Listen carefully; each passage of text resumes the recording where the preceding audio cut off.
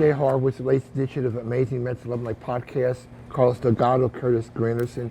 Guys, 50 years ago this year, Roberto Clemente was killed in a crash going to Nicaragua to do some good stuff. Both award winners, Curtis in 2016, Carlos in 2006. What was your first reaction, Curtis, when you got the award? It was an honor and a privilege just to be mentioned in the same breath as Roberto Clemente. We know about his accolades on the field, but what he meant as a humanitarian and to die doing what he just was second nature for him, helping others.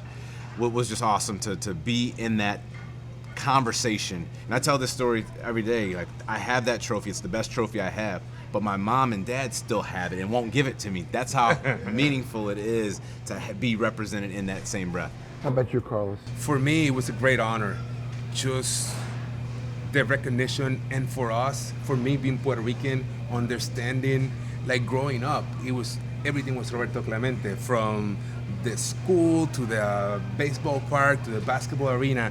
So once you get recognized, and it's like Curtis said, you feel so honored to be mentioned in the same sentence. And I always said that you do your community work not to be recognized, but if he's going to be recognized for one thing, it is definitely for being similar to what Roberto Clemente did. You brought up a good point. One thing I was honored to work with both you guys, and you guys hated the publicity part of it. I know, had to twist arms, the cameras were there. What made you, just to do? I mean, was there a role model, who you modeled yourself after? For me, it's just, I'm grateful. I had the opportunity, number one, to be healthy, have a healthy family, and had the opportunity to play the game that I love for a living. So having the opportunity to help back and give back to the community and return a favor, pay it forward, that was my motivation, you know what I mean? We have, over the past 20 years, we have worked with a lot of people, and these people teach you a lesson all the time, Some kids are either sick or they have a disability, and they're fighting all the time. They're fighting for their lives, and make us put it in perspective. Sometimes we complain about this, we complain about that. You know what? There's a lot of people worse off fighting and trying to make it better. So that's my motivation. Your extra bases is your side. Extra bases, correct, yes. And your grandkids, yes. Curtis. How did you first get into it from your end of it? It was my mom and dad, and I remember both of them being teachers, and when I would grow, and it's probably the same thing with you, Carlos, eventually you have a jacket, you have a pair of shoes, and you become too big for that stuff. But a lot of my parents' teachers or a lot of my parents' students were my size, so they would take my clothes and bring them to them. They knew that there were kids that needed those things. I didn't know it was called humanitarianism. I didn't know it was giving back. I thought it was, hey, I had outgrown it, you give it to somebody else. And now I'm growing up and I'm starting to realize that, wow, this is a way to truly have impact. And as Carlos said, now we're in a position where people recognize us, we can say things can get done. And what better way to get it done by going out there and helping the community that helped you to get to where you are today? Carlos, I could be wrong, but it's not one specific thing, right? You would travel around the island with different people. It's not one cause, am I correct? It's not one cause, but it's all dedicated to kids, so whether it's inner city kids or after school program or youth sports program or kids that have been in an orphanage or disabled. So when we started Extra Bases, I was already playing, so I didn't have a full, it was a full-time job, but I wasn't there all the time. Right. So basically what we've done is just we partnered up with different institutions that work with these kids on an everyday basis, and we wanted to continue to help them both financially and with volunteers and create awareness that there's a lot of people out there doing some great work, trying to make an impact on the lives of these kids. Curtis, you concentrate on food drives. You were in Chicago, brought it back to New York. How did that become your call? Same thing with my parents. Thanksgiving's one of my favorite times of the year, and my parents would always invite people over, whether it was friends, whether it was families, whether it was neighbors. We had enough food, you come over and you make sure you grab a plate and go home. But again, I didn't realize that some people didn't have a plate. That's why they were coming to us. And as well as I do, if you don't have a meal to start your day, you're not as focused, you're a little bit cranky, and there's a lot of kids and adults all over not only the U.S., but across the world that don't know where their next meal is coming from. So helping to tackle food insecurity has been a mission, and I've been happy to partner with groups like the Food Bank for New York when I was here in New York, the Greater Chicago Food Depository in Chicago, and No Kid Hungry when we were playing here and hitting those home runs, and all the home runs benefited groups like that. Carlos, did you do one thing? I remember last time I spoke to you was a hospital in Cleveland or Boston that had no electricity or something. My memories was something you did with them. We back in the day, we had a really good friend that used to work at a Boston hospital, Right. And we were. These days doesn't mean anything, but back then, when the technology wasn't so big, telemedicine was a big thing. So we, in our hospital in our area, we didn't have the specialists in different areas, so we were able to communicate with the hospital in Boston through a telemedicine program. You know, now you can FaceTime somebody and then get that, but back then you didn't have it. I sound old now. Huh? How about me? So you're on one of mine. I'm way past my bar mitzvah age. Curtis, this is the first time you said you've been back. You know, memories of 15. You know, Just fun, loud crowds. And the really cool thing, as amazing as Citi Field was, just the city of New York in general, the number of blue and orange Mets hats I would see around the city in 15 was awesome to see. It even transcended into the off season when I would travel the world and go to different places and like, there's a Mets hat here in Norway, there's a Mets hat in Switzerland, there's a Mets hat in Paris. And it was really cool to see that because it just showed what the organization means and how big the city is. And when people leave, if you're a Mets fan, you're still going to take that with you. You know, Carlos, I remember doing the award. We lost the Game 7 against St. Louis. Painful. And Yana Molina and Wainwright are still doing it 90 years later. Yeah. Remember, we got on a plane the day after we went to St. Louis for Yes. to get your award. That was a kind of not melancholy. You know, I mean, you were great, but it was kind of, you know, It was a little bittersweet. Yeah. Yeah. I mean, But you know, like, it was a tough series. I mean, and that Game 7 was definitely painful. Obviously, when you get the news that you won the Roberto Clemente Award and what that entails, it's just like, I was happy to go there. I mean, I wish that I was there playing and also getting the award on my uniform on. But at the end of the day, we knew that as a team we gave all we could. We just came up a little short. Chris, I don't know if you remember seeing in that series, Andy Chavez goes over the wall with a 2-run homer from Scott Rowland, takes it away. I would have bet my dollar we would have won that series. Yeah, me too. I thought that at that point, I said, you know what, this is good. This is good momentum for us. It's probably one of the best plays I've ever seen. And like I said, it was a great game. It was a great series. You just came up a little short. We couldn't come up with that big hit at the end. So you know the crazy part about that, I'm in Detroit watching that series because we've already clinched our spot to represent the American League Right. in the World Series. And as soon as that play happens, I tell all my teammates, we're playing the Mets in the World Series. Yeah. And just like that, it switched over, and all of a sudden we're playing St. Louis. I mean, our series against the Royals in 15, if we had won the first game, I know what if, but I mean, it was a really good team. We just fell a little short, and you know, Cape and Murphy had a postseason to remember and everything. You know what? Guys, you got Clemente died? It's nobody. Do you stay in touch with the family and all through the years, guys? I mean, either way, you know. the Clemente family. Well, we see them all the time. I live in Puerto Rico, and you know they have Sports City there, and they do exhibitions, Right. and they have a couple of fundraising events. So I run into them from time to time, and obviously, if they come to Puerto Rico, everything's on the news. You know, it was sad when Miss Clemente Vera Clemente passed. So, like, Clemente, his legacy is so big and so important for us in Puerto Rico that he gets great coverage at home. So we know what's going on, and obviously the Clemente brothers are around quite a bit, and something important happens. So if a major league game comes to Puerto Rico, so there's always around. And a day like today is huge at home. So you'll go out, and there's going to be a lot of people wearing number 21. What is it going to take? You answer the question.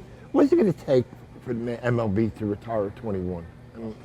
I don't know what they're waiting on. I really don't know what they're waiting on. I mean, this is the guy that Curtis mentioned. Great accolades on the field, but his humanitarian work off the field It was phenomenal. Those are the values that you want your organization to be around with. You want the younger generation to go to any ballpark and see, oh, so why that number 21 is out there on that right center or left center field wall? Well, you want to explain, say, this is Mr. Clemente. He passed away on New Year's Eve, going on a plane to bring supplies to victims of earthquake in Nicaragua, and explain the history and the legacy and how important he was for the game and the values that he represented.